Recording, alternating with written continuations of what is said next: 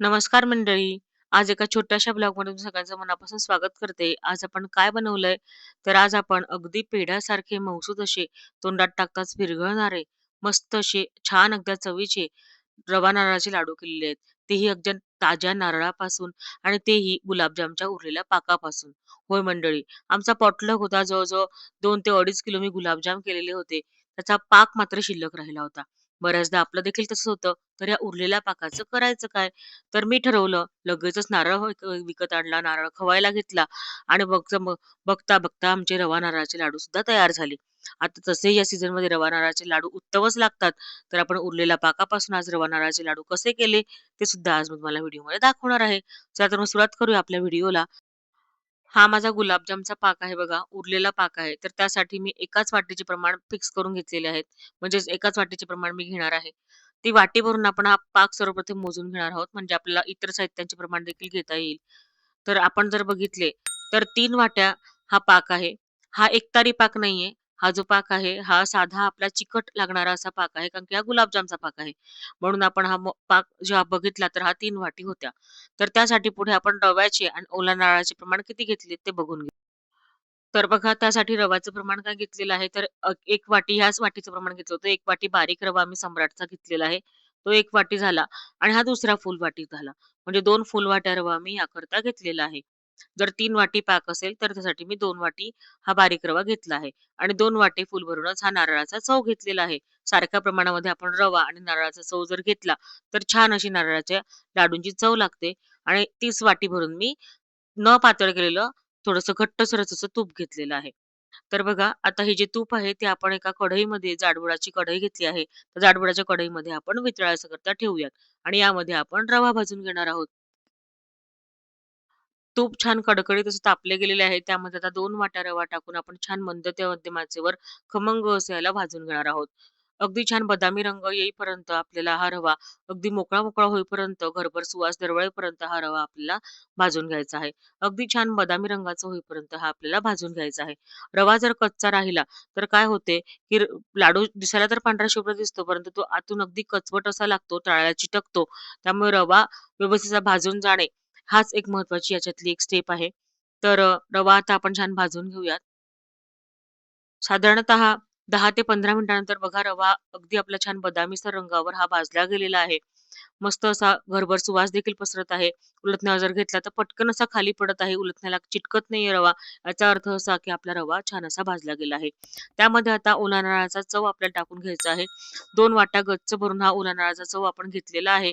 तो चव आपण आता यामध्ये घालून घेऊ आणि हा रवा आणि हा ओला नारळ आपल्याला साधारणतः 4 ते 5 मिनिटं अजून मध्यम आचेवर परतून घ्यायचे आहेत. एका बाजूला आता आपला रवा आणि नारळ मंद आचेवर भाजलं जात आहे. तर दुसऱ्या बाजूला आपल्याला हा गुलाबजामचा जो पाक आहे, त्याला थोडासा घट्टसर म्हणजेच एकतारी असा करून घ्यायचा आहे. तर साधारणतः हा गुलाबजामचा जो पाक असतो तो फक्त चिकटसरच असतो. तर त्याला एकतारी करायचा आहे म्हणून त्याला मध्यम आचेवर आपल्याला 3 ते 4 मिनिटं छान असं उकळून घ्यायचं आहे. तर उकळी काढून घेऊ आपण या पाकाला. उकळी काढून घेतली 3 ते 4 मिनिटं आणि त्यानंतर आपण आता हा पाक एकतारी झालाय का ते चेक करून बघूया.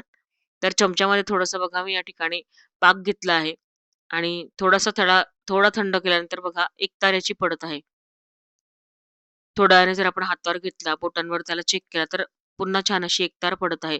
म्हणजे आता 3 ते 4 मिनिटं उकळल्यानंतर आपल्या पाकाचे एकतारी असा पाक हा तयार झालेला आहे. दुसऱ्या बाजूला रवा संपूर्णपणे भाजून तयार झालेला आहे. त्यामध्ये हा गरम पाक आपल्याला घालून घ्यायचा आहे. रवा आणि नारळाचे जे आपण मिश्रण करून घेतले ते सुद्धा गरम आहे आणि पाक सुद्धा गरम आहे. त्यामुळे काय होतं रव्यामध्ये छानपैकी पाक मुरतो आणि लाडू खूप छान असा लागतो, फुलतो छान रवा आणि त्याचे लाडू सुद्धा खूप छान असे बांधले जातात. थोडा-थोडा करून आपण हा पाक यामध्ये घालून घेऊ. मिश्रण एकजीव करून घ्यायचं आहे. उरलेला जो पाक आहे तो सुद्धा संपूर्णपणे आपण यामध्ये घालून घेतलेला आहे. साधारणतः 3 वाटी पाक होता त्याचा आपण उकळून-उकळून 2.5 वाट्या पाक आपला तयार झालेला आहे फायनली. एक तारी 2.5 वाट्या हा पाक असेल. तर हा आपण आता या मिश्रणामध्ये घालून घेतलेला आहे आणि हे मिश्रण आता आपण झाकून ठेवायचं. साधारणतः 2 ते 3 तासांनी आपण हे मिश्रण बघून घेऊया. मधनं-मधनं बघा हे मिश्रण आपण आता मधून-मधून हलवत जाणार आहोत. तर साधारणतः तासभर झालेला आहे आता. तासभरानंतर बघा हे मिश्रण आपण थोडंसं आता हलवत जाऊ. मधनं-मधनं हे मिश्रण जे आहे ते हलवत जा. म्हणजे काय होतं खालून वरपर्यंत मिश्रण छान असं एकजीव व्हायला मदत होते. थोडंसं आपण याला एकजीव करत जायचं आणि साधारणतः 1 ते 2 तासानंतर आपण याला 2 तासानंतर तरी याचे लाडू वळायला आपण घेणार आहोत. 2 तासानंतर बघा आता आपण लाडू जे आहेत ते वळून घेत आहोत. किती छान असे आपले लाडू वळले जात आहेत आणि लाडवांचा रंग देखील बघा किती सुरेख मस्त असा आलेला आहे. अगदी छान असा आलेला आहे. छान भाजल्यामुळे रवा छान फुलतो आणि त्याचे लाडू देखील तोंडात टाकतात छान असे विरघळतात. तर ह्या सीझनमध्ये तर हे लाडू मुख्यत्वे करून खूप छान असे लागतात. रवा नारळाचे लाडू. तर बघा लाडू आपला तयार झालेला आहे. गुलाबजामचा पाक बऱ्याचदा उरत असतो. शिवाय चिरोट्यांमधला देखील पाक उरत असतो. असाच जर आपण काही केलं, तर आपला पाक जर उरलेला असेल, जिलेबी केली त्यातला पाक उरलेला असेल, तर ह्या पद्धतीने आपण ह्या पद्धतीचे लाडू तयार करू शकतात. अगदी छान अशा टिप्ससह आज मी तुमच्यासोबत रेसिपी शेअर केलेली आहे. तुम्हाला आजचा माझा ब्लॉग कसा वाटला? मला कमेंट करून नक्की कळवा. तुमच्यासोबत देखील असं झाले आहे का गुलाबजामचा पाक उरला, त्यापासून तुम्ही काय-काय पदार्थ करतात, ते देखील मला कमेंट करून नक्की कळवा. रेसिपी आवडल्यास रेसिपीला लाईक करा, शेअर करा, कमेंट करा, हाइप करा. बघा किती सुरेख असे लाडू झालेले आहेत. माझ्या चॅनल खमंग खानदेशीला नक्की सबस्क्राईब करा. बाजूची घंटी दाबा आणि ऑल ऑप्शन सिलेक्ट करा म्हणजे सर्व रेसिपी तुमच्यासोबत पोहोचतील.